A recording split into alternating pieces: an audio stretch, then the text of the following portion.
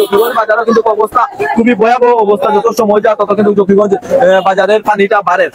আমরা যতটুকু এলাকাবাসীর লোকে মাতিয়ে জানতাম পারছি এই যে পানিটা যে কালকে রাত প্রায় 2টা থেকে 2:30টা থেকে কিন্তু জকিগঞ্জ বাজারের পানি বাড়ে।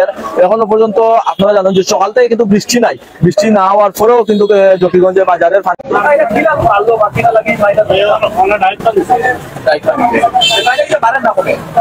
মানে আবো তো এখনো বাড়ে।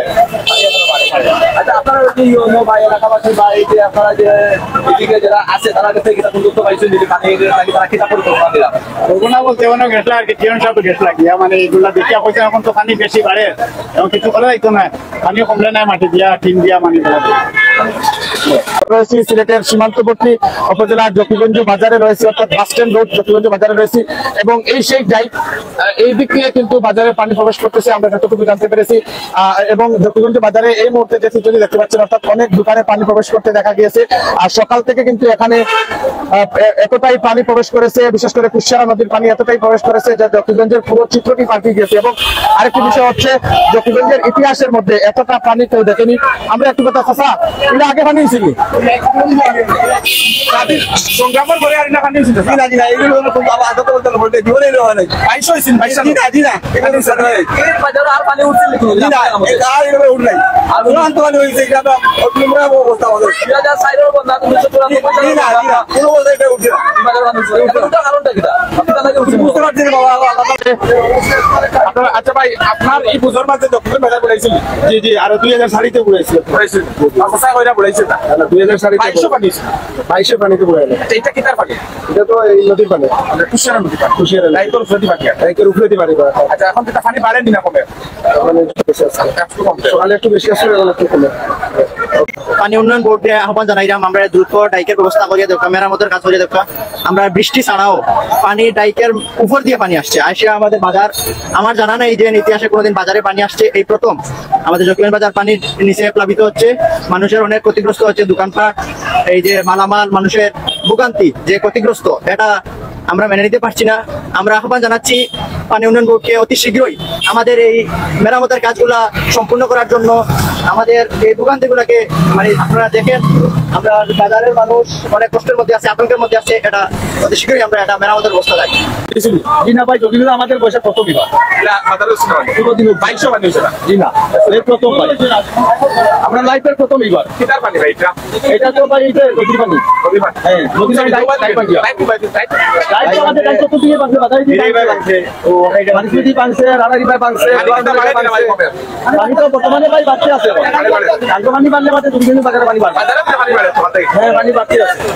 জকিগঞ্জের একটি দোকানে আপনারা দেখতে পাচ্ছেন হাঁটু পানি। আমরা এই বিষয়টি একটু জানার চেষ্টা করব। ভাই, এইভাবে কি আপনার যত্নের পরে এই সিলেটের জকিগঞ্জের এত পানি আপনি দেখেছেন কিনা? না, ওয়ালাইকুম না, এরকম পানি দেখি নাই কোনোদিন, এই আমার জন্য প্রথম দেখলাম। কুশিয়ারা নদীর পানি এটা বাড়াবার বাড়ছে জি, অনেক মাল বেশি গেছে। আচ্ছা আচ্ছা। আর এটা আপনি কতদিন থাকিয়া এটা গতকালকে রাতে আজকে সকাল থেকে পানি বেশি, আজকে সকাল থেকে কত সময় ধরে পানি বাড়ে? বাড়ছে। আচ্ছা, কয়টা গ্রাম প্লাবিত হয়েছে? এগুলো তো 2-3 গ্রাম। যে জকিগঞ্জ বাজারে পানি দেখে আমি দারুণ ভাবে মর্মাহত হয়েছি। আমি 2022 সালে তন্ন করে জকিগঞ্জের ইউনিয়ন ওয়ার্ডে গিয়েছি, কিন্তু বিশ্বাস করেন আপনারা জকিগঞ্জে 2022 সালেও বন্যার পানি উঠে নাই। আজকে বন্যার মাত্র সূচনা, বন্যা হয় নাই, কিন্তু বাঁধ ভেঙে জকিগঞ্জ শহরে পানি উঠে গেল। এই জন্য সম্পূর্ণভাবে যারা দায়ী আছেন, এই বিশেষ করে এই বাঁধ যারা ঠিক মতো নির্মাণ করেন নাই এবং এই পানি উন্নয়ন বোর্ড সহ এই কর্তৃপক্ষকে আমরা দায়ী করছি। আমরা এটার জন্য নিন্দা জানাই। আমরা এটা আমাদের কাছে খুব অসহনীয়, খুব কষ্টকর। এটা মানবিক দিক থেকে অত্যন্ত দুঃখজনক। অনেকের দোকানের ভিতরে পানি উঠে গেছে, ব্যবসা করতে পারতেছেন না, দোকান বন্ধ করে চলে গেছেন, জিনিসপত্র নষ্ট হচ্ছে। এই ব্যাপক ক্ষয়ক্ষতির দায় দায়িত্বটা কে নেবে? এটা খুবই আপত্তিকর, খুবই অমানবিক কাজ হয়েছে। আমরা এই জন্য এটা আগামীতে পানি কমার সাথে সাথে অত্যন্ত দ্রুততার সাথে যাতে কর্তৃপক্ষ ইউএনএ সাহেবের সাথে আমাদের কথা হয়েছে, দেওয়ার সময় তার এখানে বৈঠক করবো ইনশাল্লাহ। আমরা পরিষ্কার করে বলে দেবো যে পানি কমার সাথে সাথে যেন জরুরি ভিত্তিতে এটা পানি উন্নয়ন বোর্ড সহ এটার জন্য ব্যবস্থা নেওয়া হয়। জামাতের সঙ্গে কি কোনো উদ্যোগ নিয়েছিল কিনা এই জকিগঞ্জের বন্যা পরিস্থিতির ব্যাপারে? বাজার অবস্থা খুবই খারাপ ছিল, এই ব্যাপারে জামাতের কি কোনো উদ্যোগ ছিল? জামাতের তো দল হিসাবে আমরা উদ্যোগ আছে যে আমরা চেষ্টা করছি। আমাদের ছেলেরা প্রায় গতকালকে থেকে আজকে সকালে লেগে কয়েক শত বস্তা বালু দিয়ে ব্যবস্থা করে বস্তা নিয়ে তারা করেছে। আমরা আর্থিকভাবে সহযোগিতা করেছি, শুনেছি এখানে স্থানীয় বিএনপি নেতৃবৃন্দ সহযোগিতা করেছে। যারা সহযোগিতা এগিয়ে এসেছে সকলকে ধন্যবাদ। আমরা আমাদের সাহিত্য অনুযায়ী আপনার চেষ্টা করবো ইনশাআল্লাহ। আরেকটা বিষয়, আমরা একটু আগে সিলেটের আপনাদের জকিগঞ্জ সদর ইউনিয়নের রারাই গ্রামে গেছিলাম। একটি পুরাতন একটি ডাইক ভেঙে গতকাল রাত থেকে এখানকার অবস্থা ভয়ানক। এখন আমরা দেখেছি সময় গড়ার সাথে সাথে কুশিয়ারা নদীর পানি বিপদ সীমার উপরে যাচ্ছে এবং এত দ্রুত পানি নামছে, মনে হচ্ছে যে আজকে রাতের ভিতরে কয়েক হাজার মানুষ এই ভেঙে প্লাবিত হবে। এই ব্যাপারে আপনাদের কোনো আশ্রয় কেন্দ্র বা তাৎক্ষণিক তাদেরকে উদ্ধার এই ধরনের কোনো এরকম পরিস্থিতি, খারাপ পরিস্থিতি সৃষ্টি হলে ইনশাআল্লাহ আমরা পদক্ষেপ নেব। আমরা চেষ্টা করবো, পরিকল্পনা আছে আমাদের। আমরা চেষ্টা করবো দলীয়ভাবে যতটুকু আমরা পারি। আর সবচেয়ে বড় কথা হলো প্রশাসনকে আমরা স্পষ্ট করে বলে যাবো যে আপনাদের সর্বশক্তি নিয়ে এই মানুষগুলোকে উদ্ধারের ব্যবস্থা করুন এবং আশ্রয় কেন্দ্র নেন। আশ্রয় কেন্দ্র নিলেই শেষ নয়, এই মানুষগুলো যে শান্তিতে থাকতে পারে, খাবার দাবার নাস্তা এগুলো ব্যবস্থা হয়, এই উদ্যোগ যেন প্রশাসন নেয়, আমরা এটা ভালো করে বলে যাবো ইনশাআল্লাহ। ধন্যবাদ আপনাদেরকে, আন্তরিক ধন্যবাদ। আমাদের জন্য দোয়া করবেন, আমরা যাতে মানুষের সহযোগিতা করতে পারি। অবশ্যই ভিডিওটি শেয়ার করবেন।